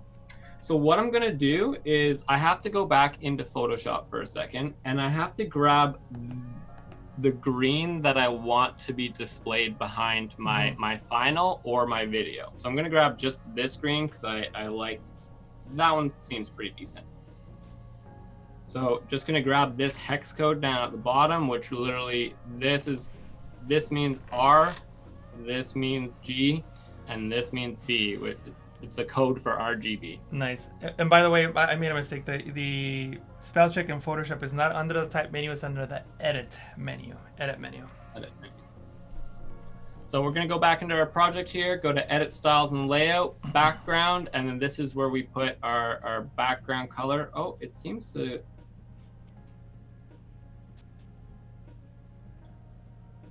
be going behind so I can't really set the color for some reason. I don't know what's going on with that. Is it the background? Yeah, so I'm trying to look at it. See how it's going like behind the box right now? And then if I try and put the hex code in there, I can't anymore. Oh, I see. Some weird issue there. Yeah. So normally what you can do is it'll appear, and then right here in this spot, in the front right here, that's where you will paste your hex code, and then it changes the background down here. Right. Oh, I didn't even say. I saved this as rationale still. I didn't write final there. All right. So we'll now we bring our final piece in. The background color would normally be the green if you use that technique back there. But let's grab our final here. So it's in edits. And then I just put my full piece just underneath this section here. And then I just make it that small width. This right here, the white would have been that green back there.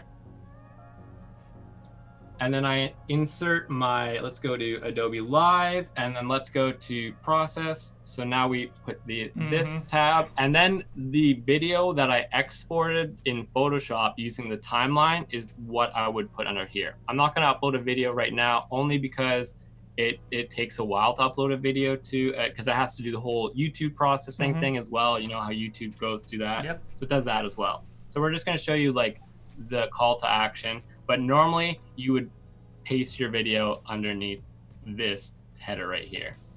And then that's basically how you do like an overall. Oh, the header didn't seem to nudge back down.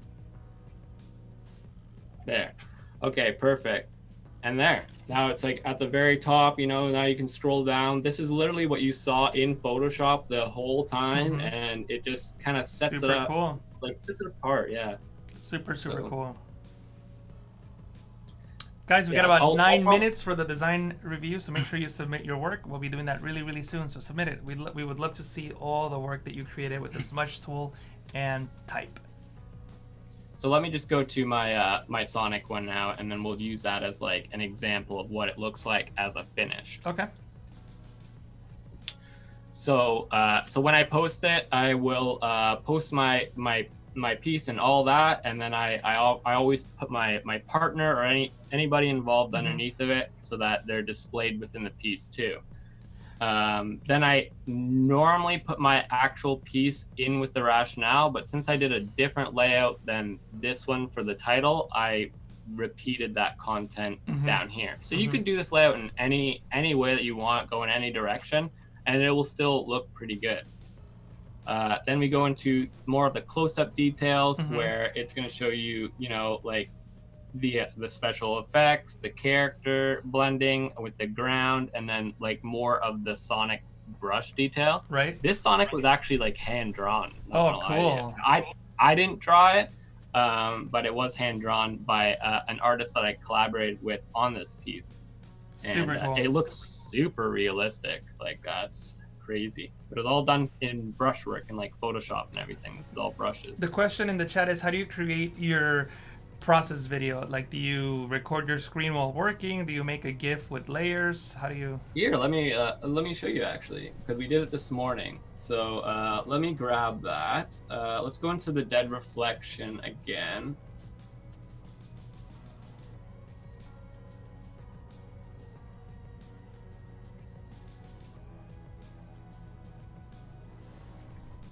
Perfect. Okay, and then what I do is I basically open up this timeline tab here, and every single time I create a new timeline down here, you're gonna want to hit a. Sometimes it's gonna show you this view right here. You're gonna want to hit the squares, and then it will go into the actual frame by frame.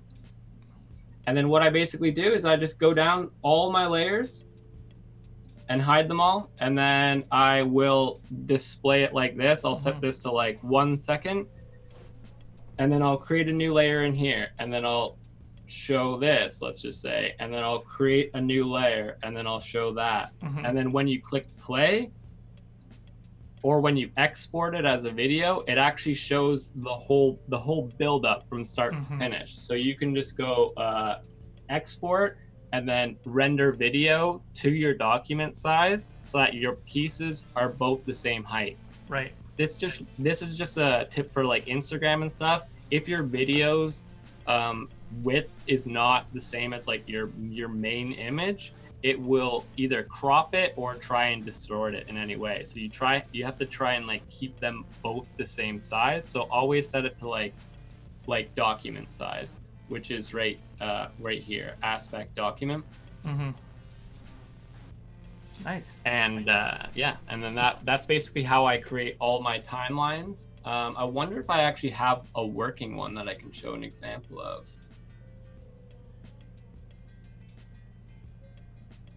I believe that I did some a few pieces. Yeah, you know, let's open up the blueberry one. I think I did that yesterday. But yeah, I just attached this to all of my pieces just because I don't know. I just feel like it's just a little bit more. It's a little bit something extra, and people like to see the build up anyways. Shouldn't the square photos in the middle be aligned to the titles? Why not? Yeah, honestly you could do any alignment that you want. Personally, I'm just I just aligned like the headlines with the headlines, and then yeah, I probably would go in further and maybe like move in like the figure and reflection. But there's no real reason as to why I didn't align them. Just for me, just to like display it as a finale, I'm just kind of like, this is the stuff that I'd probably go in after and be like, oh yeah, I gotta fix that. In 4 minutes, we'll be doing the Daily Creative Challenge review, so make sure that you guys submit your work onto Discord. There's a link in the chat now. Thanks, Cody Bear.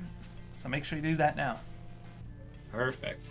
And then here's our timeline. So basically just starts right at the start there. Actually, I gotta go all the way. I gotta hide that one. Sorry, that layer wasn't supposed to be available at that start. So yeah, you can just select all yours and then hide them if it's in the way at that time. There we go. So now if I just click play, same technique. It's literally just showing you the layers and all that, and then it's adding the techniques on after. Don't worry about like the light marks there right now. That's actually supposed to be a layer that's supposed to be applied at the end. So right now it's not really doing anything for the image. A white on in front of his paw, but it will.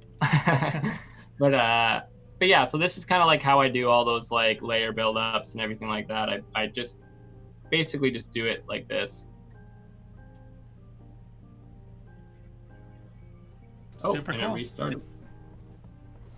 And then I'll leave my last one normally at around 5 seconds, just so that they get that like little pause. And then yeah, I'll just do. I'll probably set this document, like this document's pretty decent actually. It's not too bad for the video, like this for uploading to Instagram and all that. So that's actually not too bad. So but normally like my documents are like huge, so I normally have to at least bring them down to like 2,000 or so pixels.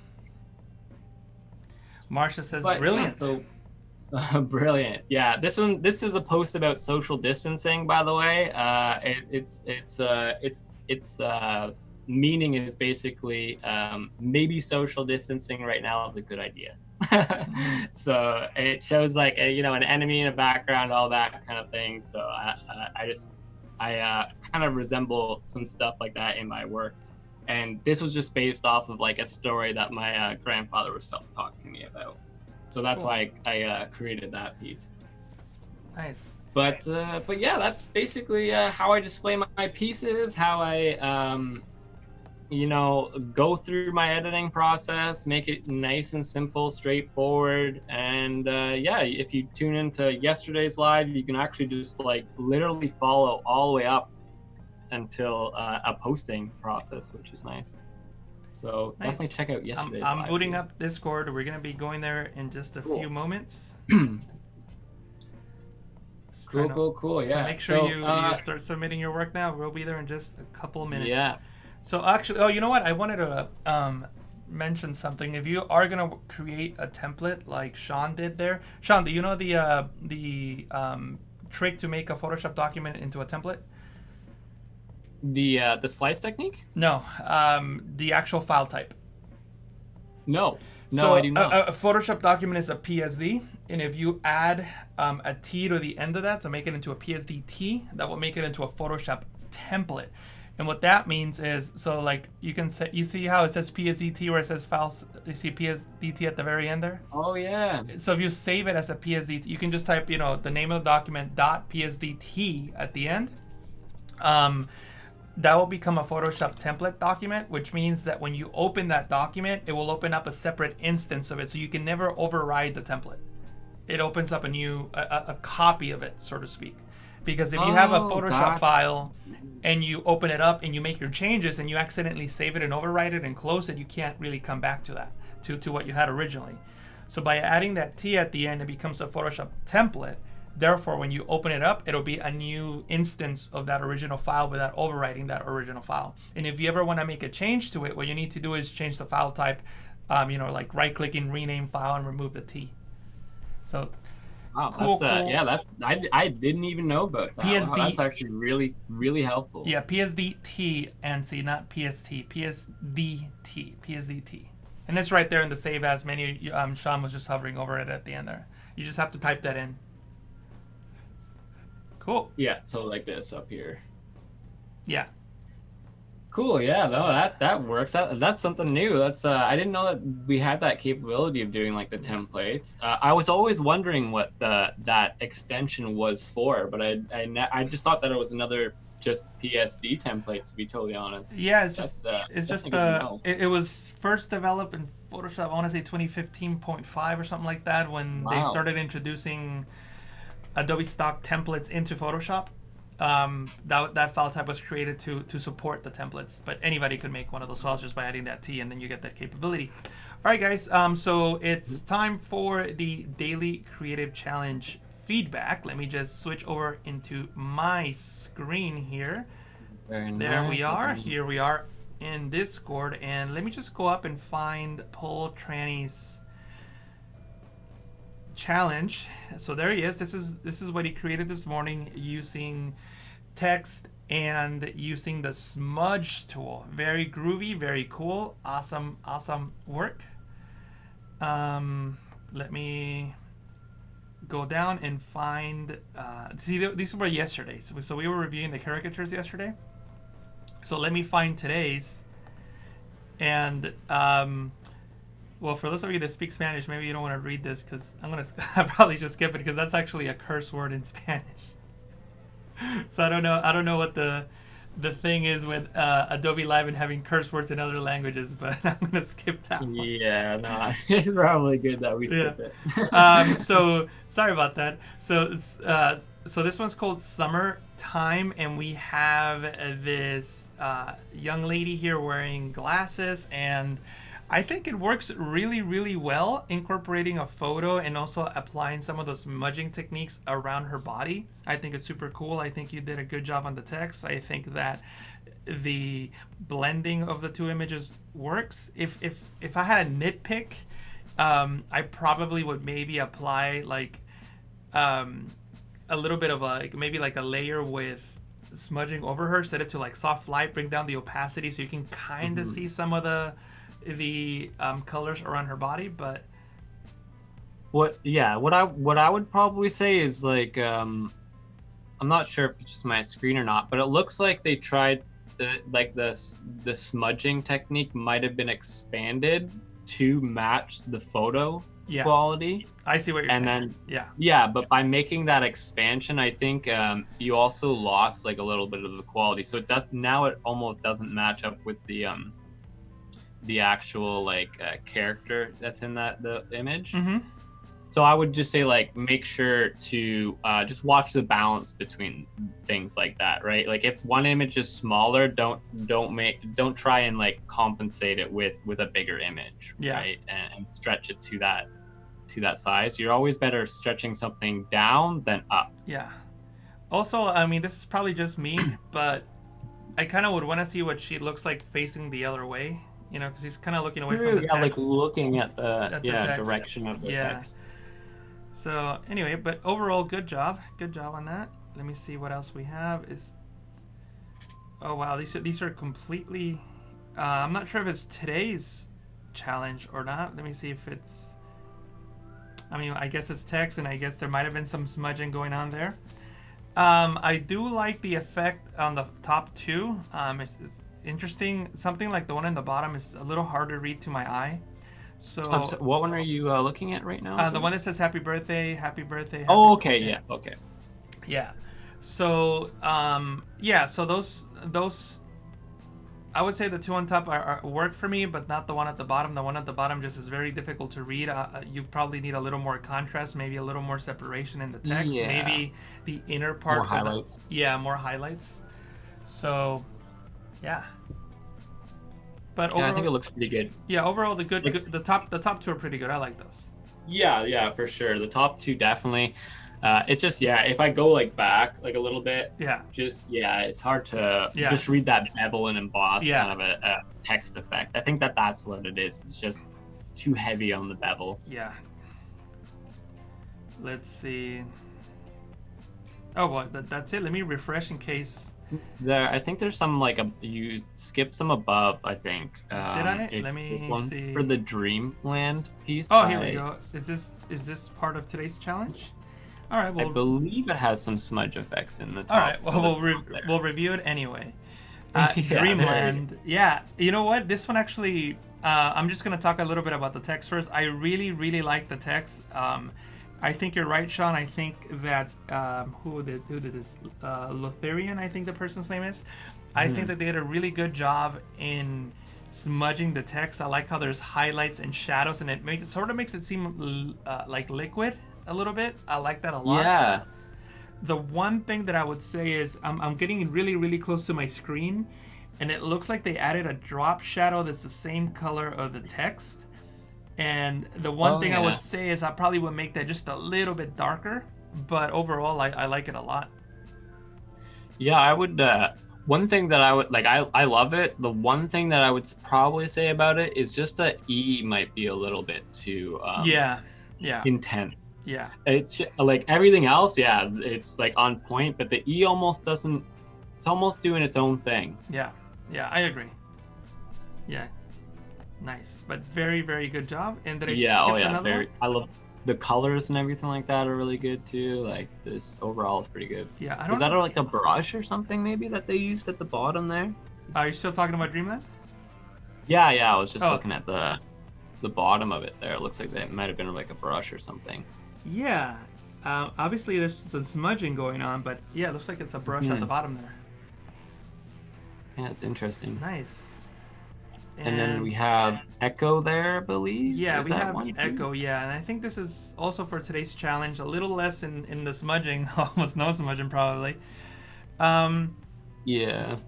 The biggest thing that catches my eye as to like something to fix would probably be it looks like a cat maybe on the top right.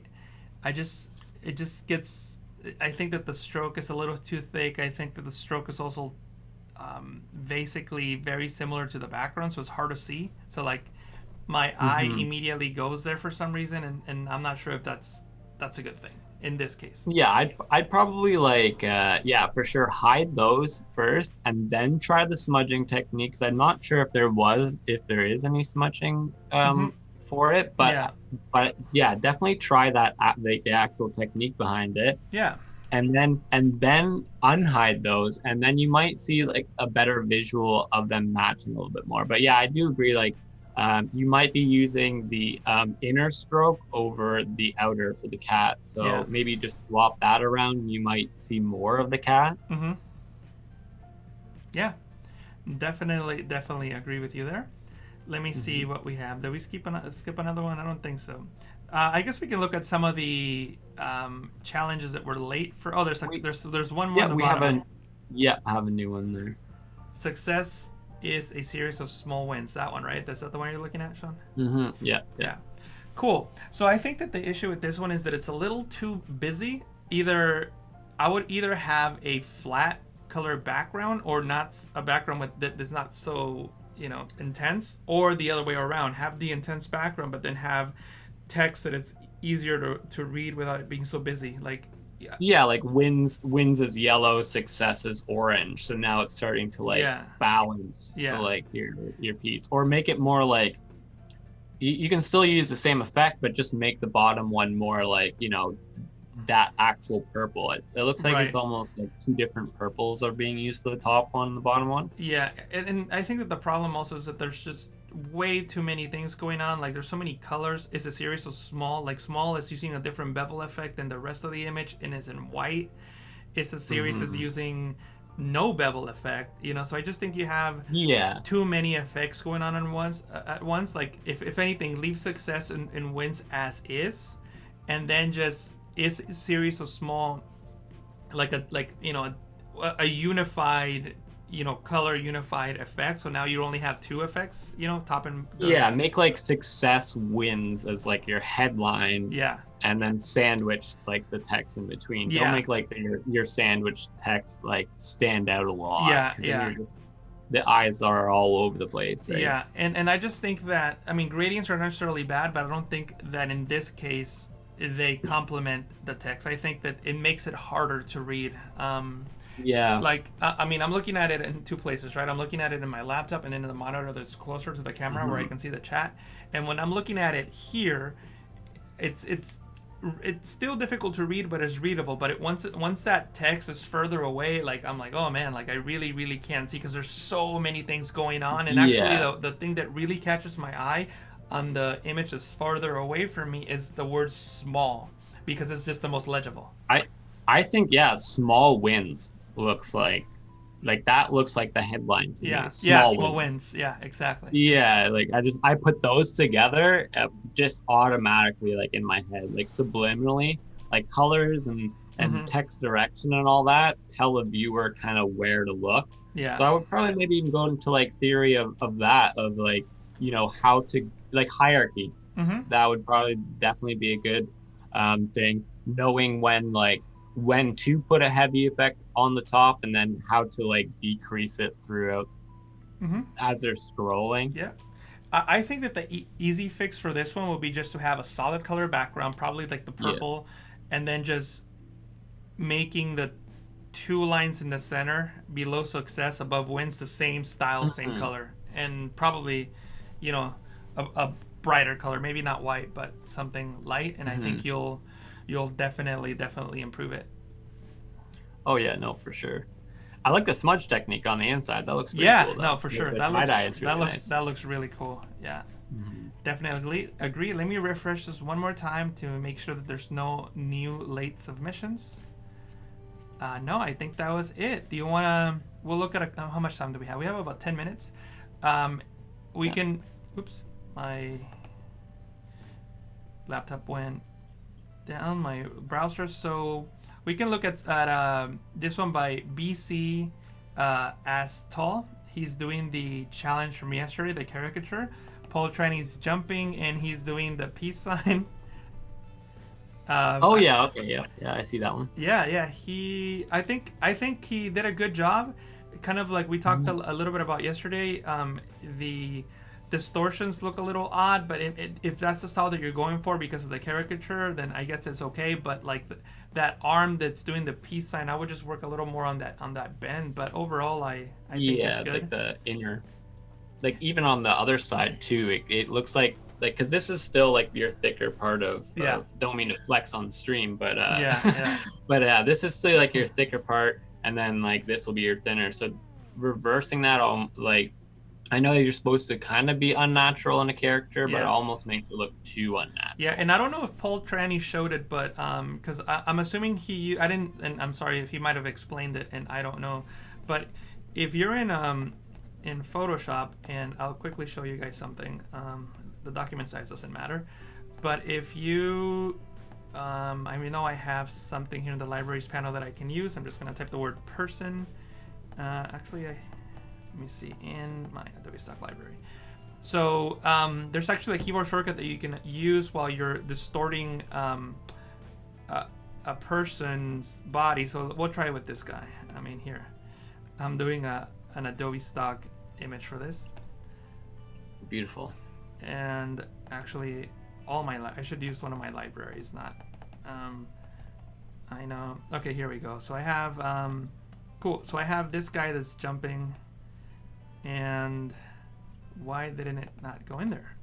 Let me try that again. I'll just here. I'll try this girl jumping. Cool. There she is. She's jumping, and I'm just going to do a quick mask around her just so that I could show you the technique that I want to show you super quick. It's not going to be perfect, but I think that you guys get the idea. I'm going to convert it to a smart object. Anyway, so what I wanted to show is that when you are working with the Puppet Warp tool, you can you have your mesh, right? And then you add your points.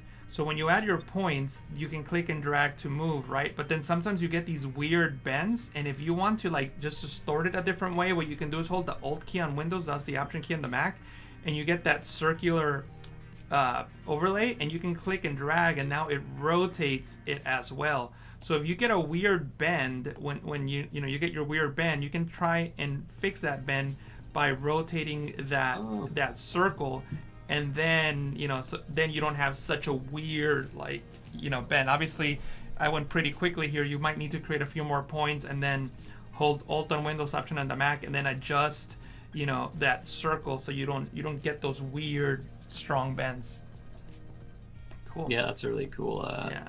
That's a good technique. So that's what I would do with this arm. I would one of these points here in that mesh probably it's you could fix that weird bend just by rotating that pin and avoid that weird curve. But I mean, if you're happy with it, you're happy with it. Yeah, exactly. Cool. Let's see. Kind of cool how you can have like so much control over like the hand and everything like that too. Eh? Like you almost made it look like it was like waving. yeah, for sure. Let's see, another caricature. Oh, I think we have one from Dorina, and they showed us the photo that they use of this young man giving the peace sign, and they composited into Paul Tranny's body, and I think this one works well. The one thing I would say is I would have worked a little more on the shadows, but I think you got the highlights right. I think it matches well. Also, the shadow on Paul's shirt kind of matches the face that you put over him, so I think that works really, really good. And you can use like similar to what you said, like the techniques that we were learning with like clip masking, like maybe clip mask just a little bit lighter colors into the top of that hair there. I know like hair is supposed to be brown, but when you look at it from that angle, it's complete glare. Right. So you can recreate that with a white brush and then just clip mask that into the top of the head. For sure. Oh, Dorina said that's. But other than that, looks pretty good. Yeah. Good job on this, Dorina. Dorina is in the chat. Yeah. I think you did a good job putting compositing in, and also I hope that this was intentional, but I can see that there's maybe some smudging or something going on in the masking with the hair. You can kind of see it above his ears that there's some hair sticking out. So that is really, really good. That's usually, those are the tiny little details that make the image work. So good job on that. Yeah, exactly. We have a little less than 10 minutes. Shaun, is there anything that you want to show and just to say goodbye? Maybe where we can find you and all that good stuff. If you have any last tips. I don't really have any last tips right now. Because I always stream, right? So I got a lot of tips always going, and I'm always at least trying to be transparent with all of my editing.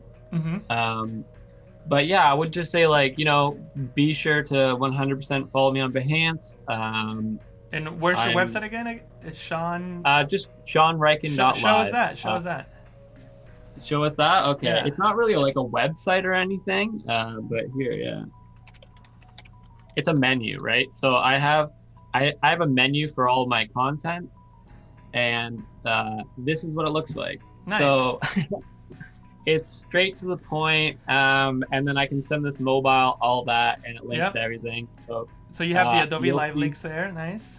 Yeah, so that's going to be, actually, that opens up the video, so you can actually watch it right off this site. Okay. But I'm going to put the 2020 ones in there as well, and then the link to my Discord, which is a creative community that I've created on the side, and it's basically the same, like almost the same as the Photoshop one, but just a little bit more like just casual talking and all that. So you're not going to get like obviously all that Adobe support in there. And it says they're live Wednesday and Fridays 6 to 8.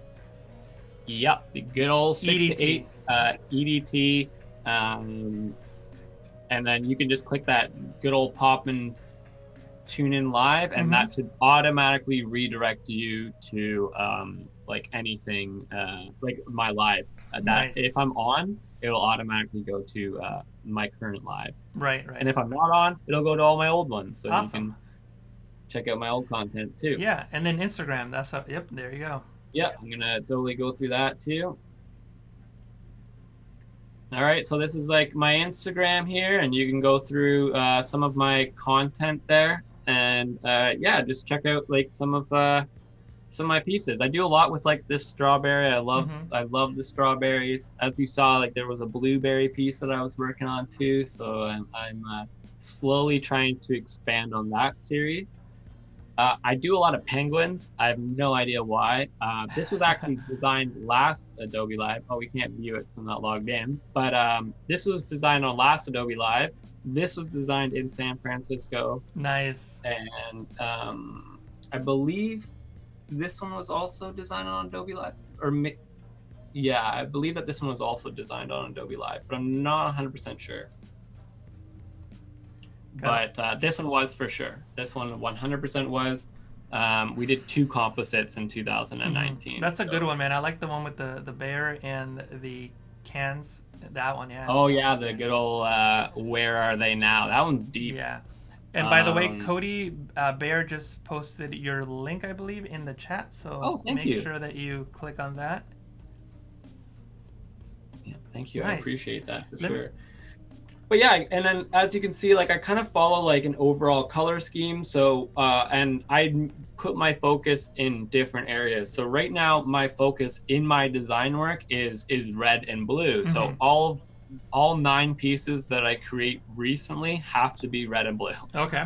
No matter what, even if it's like a client project or whatever, I still use those colors. It's like, but that's not our brand. I don't care. I gotta use red and blue. Yeah, like obviously, yeah. If they're doing like branding or something, then I might skip around. Right. That makes sense. And not post it on my social media. Then that's how I avoid that one. I'm just like, it might be different. That makes total sense. I tend to design things with like just a lack of color at the start, and then I can go in after and put in that color to match that monthly color scheme that I have going on here. This is all like just LUTs. Yeah. We got about 3 more minutes, so let me just put up the schedule so we could see what's going on today. So we started the day at 7:30 a.m. Pacific with image masking 101 with Janine Huang. Then we had Paul Tranny doing the Photoshop Daily Creative Challenge, which we just reviewed. Awesome work. And then we had, of course, the best stream of the day, Photoshop Compositing with Shaun Ryken. Not biased, by the way. yeah, I'm not biased. No, just kidding. They're all amazing. They're all amazing. Up next, we have Julia Masalska doing the Illustrator Daily Creative Challenge. And right after Julia, at noon Pacific, we have Branding and Identity with Claudie and Andrew. Then at 2 p.m. Pacific, we have Adobe XD Daily Creative Challenge with Peter Del Tondo. And then we have the Draw Along with Kyle T. Webster at 2:30 p.m. Pacific. And the last stream of the day will be Voodoo Val and Andrew, again, for the second time today, doing a design off. So make sure that you stick around for all that. It's another jam-packed day. Another jam-packed day, and it was really fun being here with you guys and compositing, or not, I wasn't compositing, but watching Shaun composite his work. That could be another stream, though. Yeah, that could be another stream. Both of us making images at the same time, same image. That could be fun. But yeah, thank you guys so much for watching. Remember to follow Shaun on Behance. I know his link is there, like in the chat where you're at now. So click on it, follow him, and then his website is, again, Shaun, you're gonna have to remind me. ShaunRyken.live. ShaunRyken.live, and then that's where you'll find everything. His streams. He streams. He streams Wednesdays and Fridays, 5 to 8 EDT. Correct? Yep. No, 6 to 8. Oh, 6 to 8. 6 to 8. Yeah, 5 is way too early. PM. Yeah, that's a 3-hour stream. I get dry. I run out of. I have to drink a lot of water, right? Like I go through water bottles. It's all just water bottles. Right. All right. Well, thank you guys so much for watching. Any parting words, Shaun? No, just thank you all for tuning in. Thank you, Adobe Live, for bringing me on again. I really appreciate it. And I hope that you all learned something from my work process. I know it's a little bit different, but I hope you learned at least one thing or two. If 2 would be good. Yeah. But at least one thing, and just check out my lives and everything. And I hope to see you in the future. All right. Well, thank you so much for watching. We'll see you again very soon. Make sure that you stick around for Julia Masalska. She's going to be right up in just a couple minutes. All right, guys. Thanks so much for watching. See you. Bye. You want to try a virtual high five just to say goodbye? A virtual? No, the other way. Oh, other way? 1, 2, 3, go. We gotta try it again. 1, 2, 3, go. I don't think that would work. I don't know. All right, guys. See you guys later.